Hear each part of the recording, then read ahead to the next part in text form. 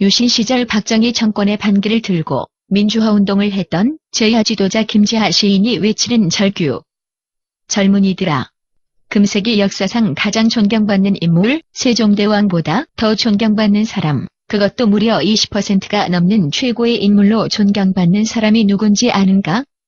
국민소득 76불에서 15,000불, 인류 역사상 그 유례가 없는 단기간에 200배 성장으로 세계를 깜짝 놀라게 한 정치꾼이 아닌 진정한 지도자이며 애국자가 과연 누군지 아느냐 말이다. 시리와 도탄에 빠져 나태한 국민에게 우리도 하면 된다는 새마을 정신혁명으로 잠재력을 일깨워 자신감을 안겨준 지도자, 그가 바로 박정희 대통령이다. 젊은이들아. 그런 그가 독재자였음에도 각종 여론조사에서 민주화를 외치던 그 어느 지도자들보다도 가장 복제하고 싶은 인물, 가장 친근감이 있어 대화하고 싶은 지도자가 바로 박정희라며 그리워하는 이유는 또 왠지 아는가? 행복지수라는 것이 있다. 그때는 지금처럼 배불리 먹지도 못하고 새벽부터 손이 부르트게 일을 하였지만 내일의 희망과 비전이 있었으며 삶의 의욕이 충만해 즐겁고 행복했었다는 것을 젊은이들은 알아야 한다. 독재자 박정희라, 젊은이들아. 그 당시 독재시대라 해도 일반 대다수 국민은 생활하고 살아가는 데에는 아무런 어려움과 불편함이 없었다. 다만 독재니 자유니 하며 이론적 정의만을 내세우는 소수의 사람들과 정치를 하겠다는 극소수의 정치권들을 제압하였으나 그 또한 누구를 위한 억압적 제압이었겠느냐? 부정축제하려고 그랬느냐? 자식들과 친인척을 도와주려고 그랬느냐? 아니면 출세하여 족보에 남기려고 억압적 제압을 하였느냐? 젊은이들아. 1960년대에 세계에서 가장 못사는 대한민국, 그 당시 자유독재민주주의를 생각해보고 박 대통령을 생각해보라. 인간이 살아가는 목적이 식욕, 성욕, 금욕, 지배욕이라 했다. 그 첫째 식욕, 먹는 것이 해결되지 않고서는 그 무엇도 우선 될 수 없다고 본다. 경제력이 뒷받침 없는 민주주의. 배고픔이 해결되지 않는 민주주의. 모래 사막 위에 탑을 쌓는 것과 무엇이 다르겠느냐.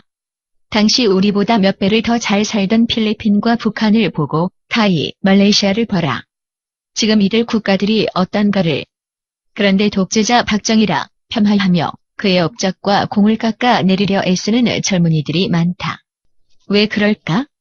16,000불에서 살다 보니 76불의 삶이 어떤 것인지 모르는 것이다.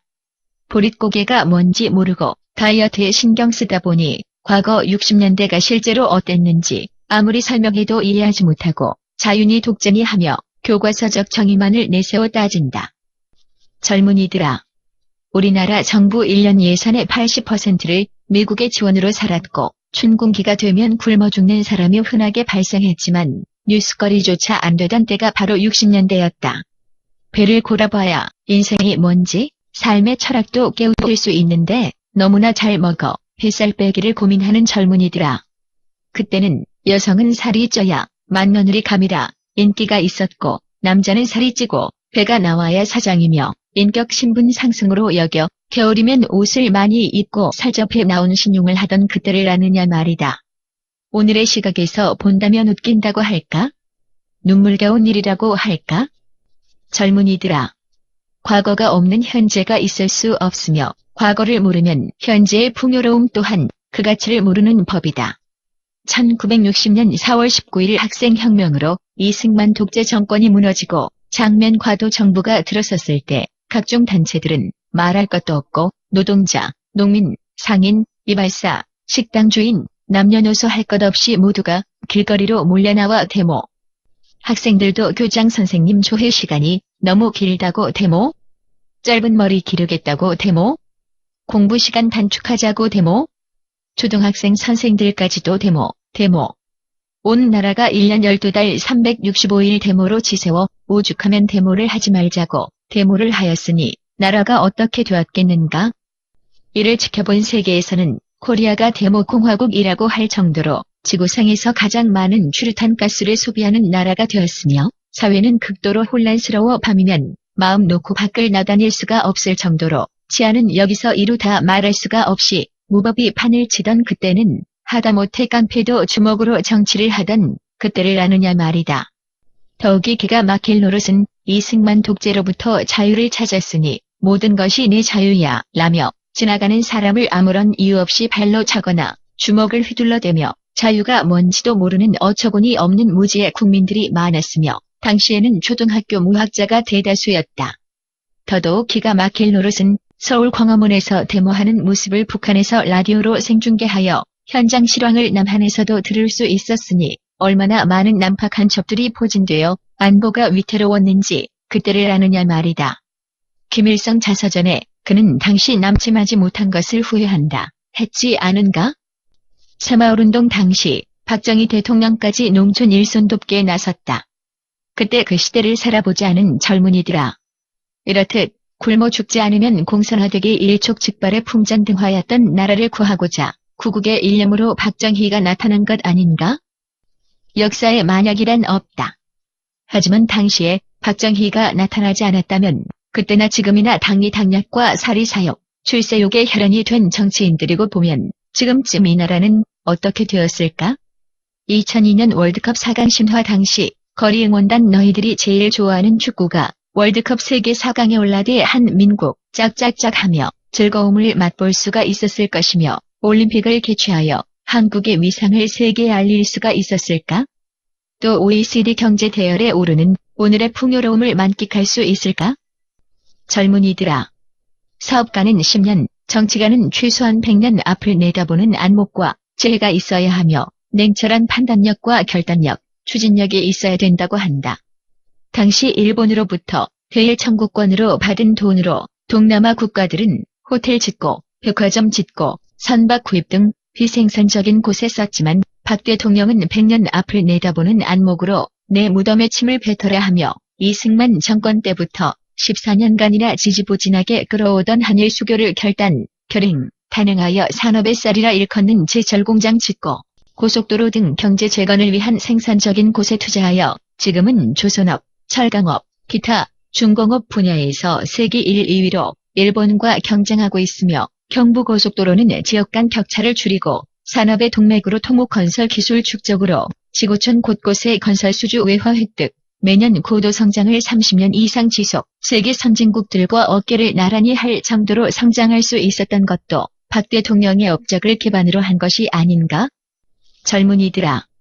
그런 그를 사후 27년이 지난 지금에 와서 친일파 청산이란 명제하에 알 수 없는 정치적 잣대로 재고 재단하여 매도하고자 공은 빼고 과만 조명하는 친일파 박정희 만화책을 만들어 감수성 예민한 청소년 세뇌시키려 하고 살인범 김재규를 민주화 인사 운운하며 세계 수십여 개 국가에서 수만 명이 하루가 멀다 날아와 가르쳐달라고 머리를 조아리며 배워간 새마을운동까지도 사실 왜곡되게 가르치고 있다 하니 도대체 이럴 수가 있느냐 말이다.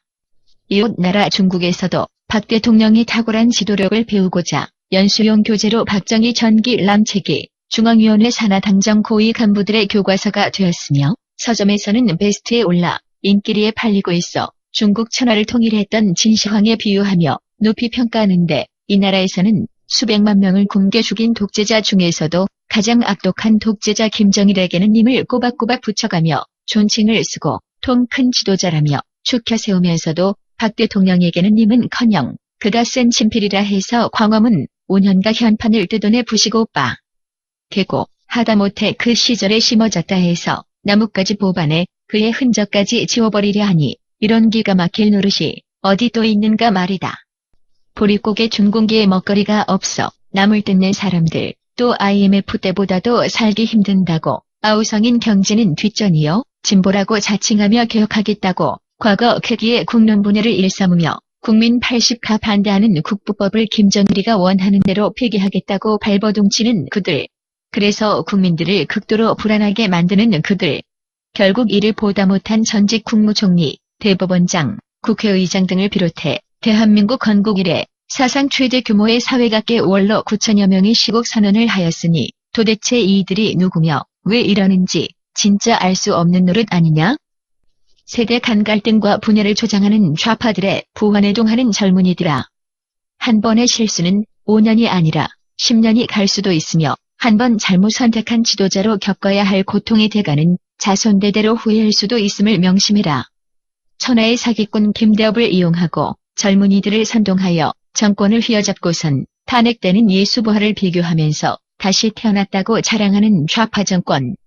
지금까지 그 배후 세력들의 언행을 보면 아마도 언젠가는 독재자 부인 유경수 여사 살해한 살인범도 의인으로 추대하여 광화문에 이순신 동상 철거하고 문세광 동상 세우자고 촛불 든 젊은이를 선동할까 정말 걱정된다. 똑바로 알아라.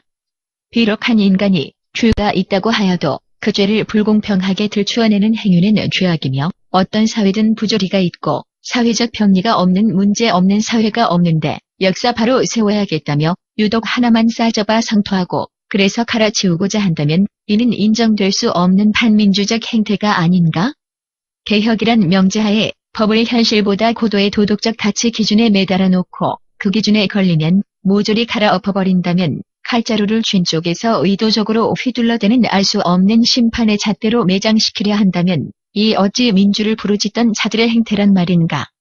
그런 기형적 사고의 두뇌로 개혁이다. 역사 바로 세우겠다. 한다면 그 누구도 왕따시켜 매장시킬 수 있으며 세종대왕도 독재자로 몰아세우고 그분의 많은 업적을 모조리 비판하여 집어넣어야 하며 한글도 때려치워야 되는 것 아닌가? 젊은이들아.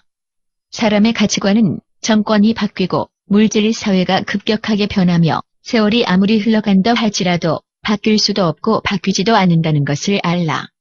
권좌, 출세를 위한 일이면 그 어떤 가치와 업적도 부정하려 드는 부도덕한 정치인들과 그 배후 세력들, 그리고 이에 부헌해동하는 일부 젊은이들이 오늘의 잣대로 비판하려 애쓰는 것을 지켜보면서 두 손을 불끈 쥐고 먼 훗날 우리 후손들이 오늘을 살던 우리가 무엇을 했느냐고 물었을 때 우리는 민족조흥의 신앙을 굳게 가지고 일하고 또 일해노라고 떳떳하게 대답하자라고 한민족조흥의 시조 박정희 대통령 서거 27주년이 되어 생각해본다. 젊은이들아. 박정희 대통령을 제대로 알자. 우리의 조국은 대한민국이다. 전교조에 의해 교실의 태극기가 사라졌고 애국가 교육마저 사라져 국적 없는 국민을 길러내고 있다. 전교조 척결의 국력을 쏟아야 대한민국을 지킬 수 있다.